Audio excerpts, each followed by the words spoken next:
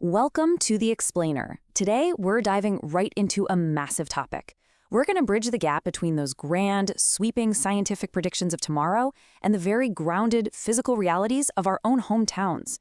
We'll kick things off by looking at how humanity has historically pictured the future, and then we're going to apply that exact same lens to our immediate surroundings, literally where we live, work, and play right now. So let's jump in and unpack this source material. You know, this constant drive to look ahead, it's actually the beating heart of Dr. Susan Edwards' core essay, What's Next? Imagining the Future. As humans, we just have this deeply wired fundamental desire to peer into the crystal ball, right? And it makes total sense, especially when we're living through times of social unrest, political unpredictability, and deep divisions. We crave certainty. We just want to know what is coming next. But here's a crucial point we really need to nail down right out of the gate.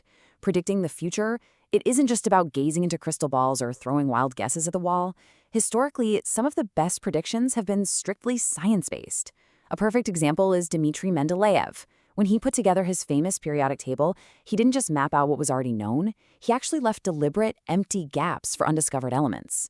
Because he trusted the science of his time, he successfully predicted the existence of elements like Eka aluminum, which we now call gallium, and Eka silicon, better known as germanium. Basically, he used the solid structure of what he knew to figure out the structure of what he didn't. Pretty brilliant, right? And those kinds of science-based predictions can build into some truly grand visions. Take Nikola Tesla, for instance. The guy was remarkably accurate in some areas. He predicted this global brain that would connect absolutely everyone. He even foresaw these pocket-sized wireless devices that would transmit signals so you could see and hear people from miles away. I mean, he basically predicted the modern smartphone. He also envisioned driverless cars and remotely controlled machines, literally demonstrating a remote-controlled boat way back in 1898. But, well, human optimism definitely clouded his data in a few other areas. He incorrectly believed that systematic reforestation and scientific resource management would completely wipe out wars, droughts, floods, and forest fires. No way, right? He also thought technology and education would eventually lead to women becoming the dominant gender.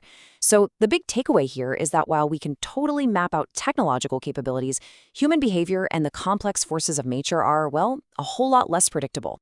Okay, so now I want you to do a sharp mental zoom in with me. We're going to transition away from Tesla's lofty global brain idea and bring it right down to the deeply localized everyday anxieties that we literally broadcast on the backs of our cars. I'm talking about bumper stickers. No farms, no food. Keep Tahoe blue. Keep Austin weird. You've seen them, right?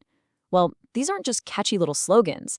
Our source material makes this fascinating point. The bumper stickers you see on a long cross-country drive actually tell a profound story about people's homes, their core values, and honestly, their deepest fears. Let's really unpack what's behind those stickers. They actually reveal this massive collective terror we have of losing the spaces we hold dear. Think about it. Keep Tahoe blue speaks right to our reverence for wild, pristine natural spaces and our sheer panic about them getting ruined by pollution. No farms, no food highlights this desperate desire to protect small, family-owned farms from the crushing threat of urban development and sprawl. And keep Austin weird? That one speaks to the very real struggle of cities desperately trying to hang on to a stable identity. They're trying to protect their cultural, economic, and racial diversity, their artistic soul, against the overwhelming threats of rapid growth and skyrocketing rents. We all have this picture-perfect vision of our ideal home, and we are absolutely terrified of losing it. And the thing is, that fear, it is entirely grounded in reality. Looking at America and across the globe, the number of family farms has taken a sharp nosedive over the last 2 decades. Small businesses are drowning as massive online retailers absorb market share right out of Main Street. On top of that, our average commutes are just getting longer and longer, and people are finding it incredibly difficult, sometimes impossible, to find affordable housing anywhere near where they work. Honestly, it's just becoming harder and harder to build a home that actually feels stable and secure today. So we've got this stark, grounded, physical reality totally clashing with those shiny, high-tech promises from the past. And I really want to emphasize the sheer scale of this spatial crisis, because it is not just a human problem, not by a long shot. As the text highlights, we are currently living through an era that journalist Elizabeth Kolbert describes as the sixth extinction. Plant and animal species are quite literally disappearing in staggering, unprecedented numbers. So humans are definitely not the only beings struggling to find space to live, work, and play right now. The stakes for how we manage our physical environments moving forward are incredibly severe.